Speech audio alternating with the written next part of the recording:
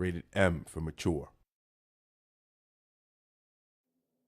Hello, Capcom Unity. This is Greg Aman. I'm joined by Brelston. Hello. And we're taking a look at DmC Devil May Cry. Wanted to talk to you guys a little bit about the combat, perhaps in more detail than we usually get to with trailers and stuff. So today we're just going to talk about the fundamentals, and then we'll follow up on this video with a more advanced look, and hopefully help you guys start thinking about how to get those style meters up. Even already, I'm looking at this footage you've recorded, weaving all these elements together, which I'm guessing this video and the next one will kind of go into how you do that. Absolutely. So yeah, you've got a lot of weapons in this game, and you'll actually ultimately have access to all of them at once, so you can switch amongst all your weapons anytime you want, and really chain together some beautiful, almost ballet-like combos.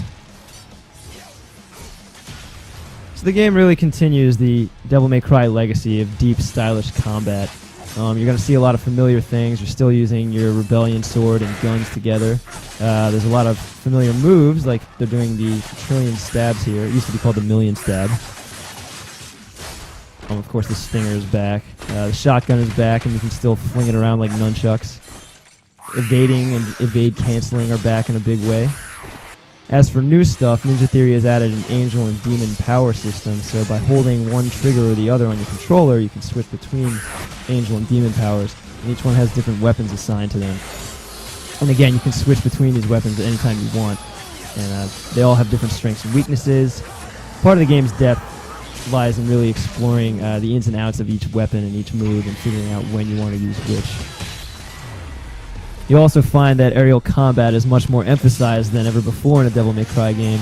In 3 and 4 it was something you could definitely do at times, but here it's really front and center. Yeah, this game seems to be like the backbone is how long can you stay in the air. Yeah, a lot of the moves and techniques really focus on extending that air time or just getting yourself and the enemies up in the air. So the basics. Like in the old games, you have your sword, and it has its standard bread and butter combo where you just mash attack. And you can actually do that bread and butter combo with any of your melee weapons. They each have different combos. So you see the Arbiter like smashing through enemies with ease, but slower, and Osiris is faster, but does hit multiple enemies at once. Exactly.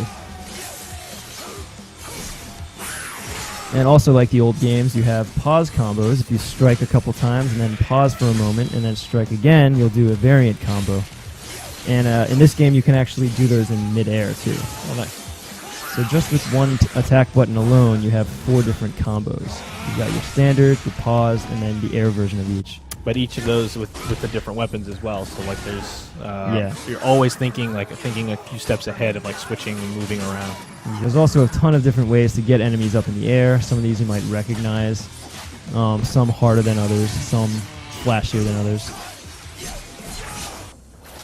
This one in particular takes very skillful timing. But once you get it, you can keep doing it and really rocket them way up in the air. And then bring them back down. So here we kind of see all of those moments kind of woven together, using the different weapons, yeah, demon and angel pulls to zip around. You can see how long he's staying in the air. I think in this whole clip he doesn't really touch the ground. And he's using the chains, he's using flips, he's using his move set just to stay suspended. Osiris you saw scoops up multiple enemies with one go. Like this is another case where you're going to do a launcher, go up with Rebellion, but then mid combo switch to Osiris, use it to scoop another enemy up, and just keeps the combo going. And just keep wailing on all of them at once. It's very satisfying. Nice. The demon and angel powers also have chains that you can use to close the gap between yourself and an enemy. The demon chain can pull an enemy towards you. The angel chain can pull you towards an enemy. And again, they have different applications. You know, there are different situations where you'd want to use one or the other. If you're surrounded, you might want to use the angel chain and zip out of there. If the enemies are far away, you can use the demon chain and pull them towards you. Like I was saying, evading is back. You also have the demon evade, which if timed properly gives you an attack boost, and the angel evade, which gives you this sort of teleport effect. I see that.